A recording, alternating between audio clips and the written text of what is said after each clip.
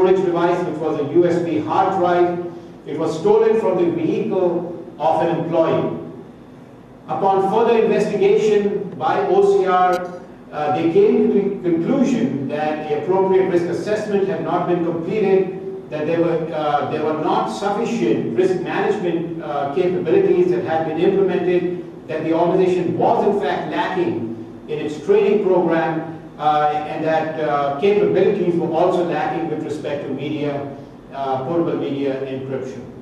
So in addition to the $1.7 million fine, DHSS in Alaska also has to comply with the corrective action plan in order to ensure that it does in fact conduct risk assessments, have a vibrant risk management program, update its policies and procedures, ensure that it's got a very active training program.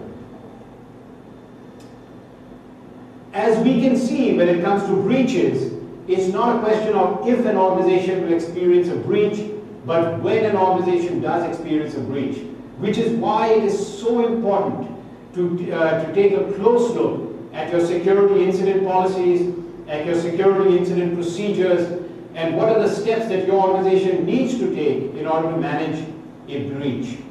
Depending on federal and state regulations may be stricter in terms of breach response requirements than federal mandates are. So for example, the high-tech breach notification mandate gives an organization 60 calendar days to respond with respect to notification requirements.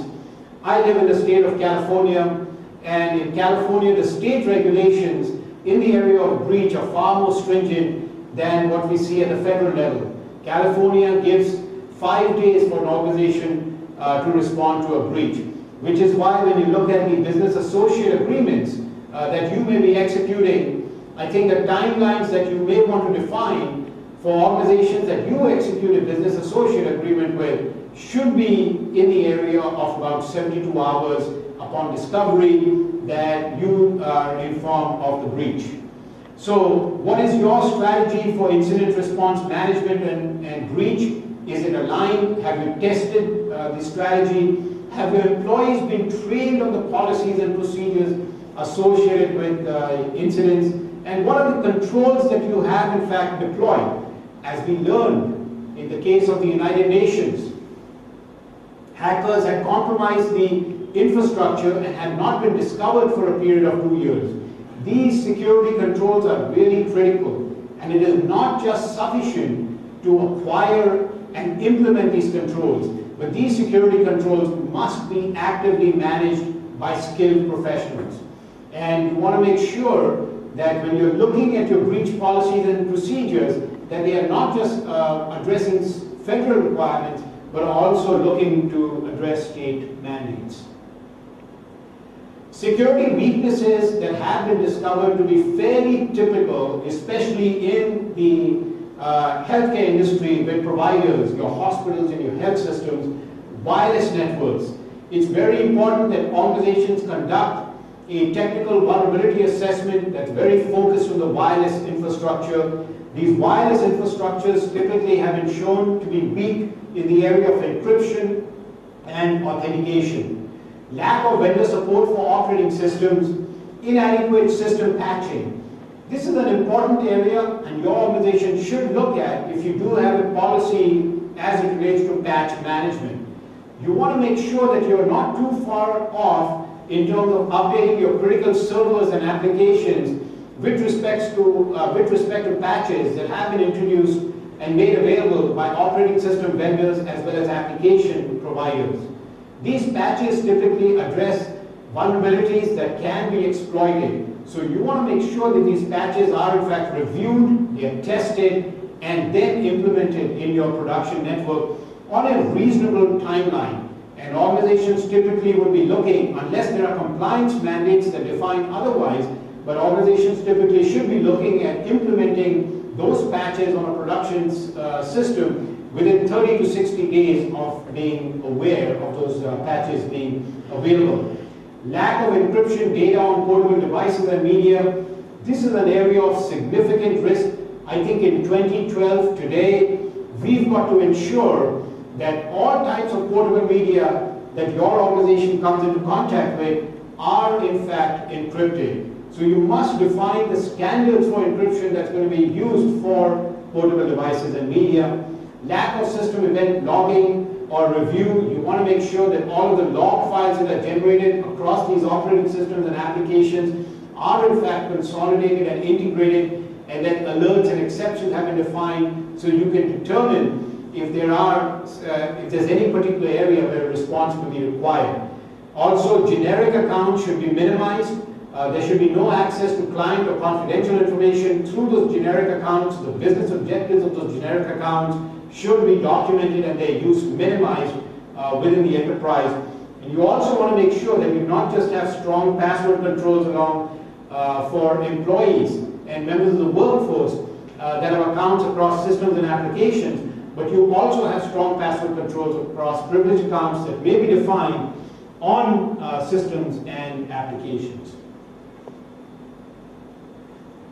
Thank you all for listening to this executive brief on checklist for information security. We are very focused in trying to understand regulatory requirements and what are the areas that an organization can look at closely to ensure that they do have an audit-ready program.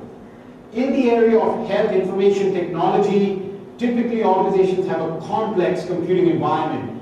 We are fast and furiously moving towards cloud computing, virtualization of servers, virtualization of desktops. The mobility of devices is increasing at a fiery pace. If you look at smartphone devices, you look at tablet computing, incredible the volume at which we see those devices proliferating inside organizational networks. And we also are faced with the challenge where employees are bringing their own devices, BYOD, so that the communication that they are having is not going over your organizational infrastructure, but going over cellular transmission. So how do you secure and protect that information? Terabytes of data is today spread across many different types of storage media. And knowing that security is only as strong as your weakest link, we have to ensure that we are protecting that information across all types of storage media. In today's environment, personally identifiable information, PII, is at significant risk. We are struggling with fast, secure access to patient information, to client information that our organizations are struggling with, are trusted with.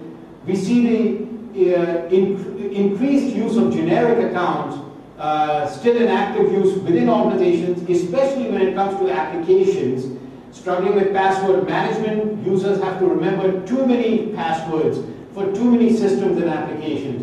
We must be able to uniquely identify through the audit capabilities that we have implemented who accessed what information, when and how, which is why those log files become so important, and equally important are the security controls that we have implemented to manage the data that's coming across through those log files. Keep in mind that a risk to information today is in fact a risk to the business. Now, when your organization puts together a system security plan, you want to make sure you clearly identify the regulations that impact your business or your organization.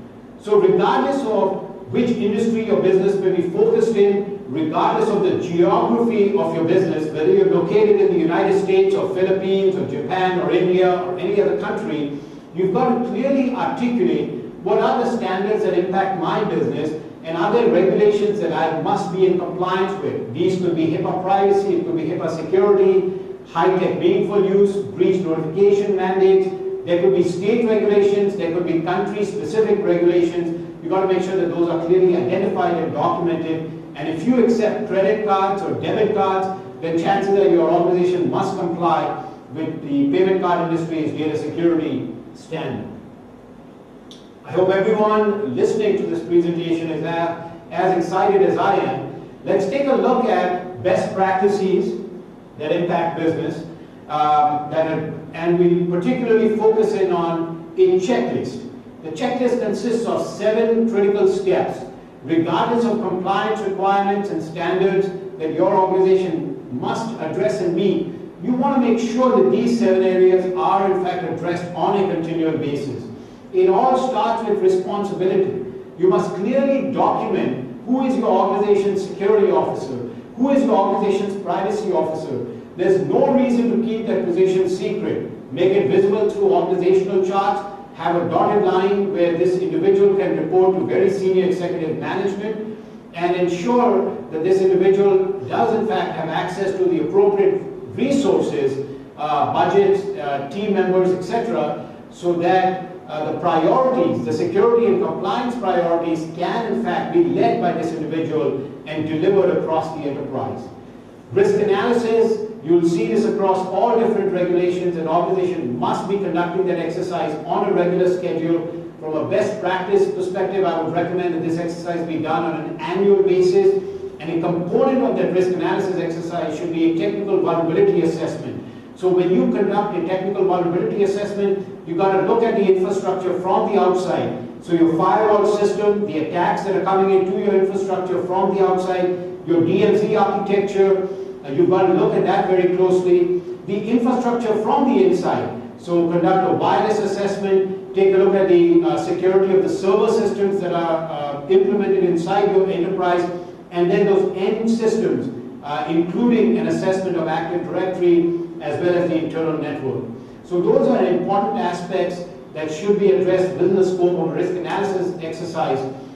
That provides then the information that you need in order to update your organization's security policies, to update your procedures. You may need to develop new procedures. Really critical to ensure that these procedures are in fact documented, and really important to make sure that those policies are in fact reviewed and approved by senior executive management. Now, when you conduct a risk analysis exercise, that's going to give you a volume of data to provide the foundation for a risk management program. So step 4, which is labeled as remediation, is your corrective action plan.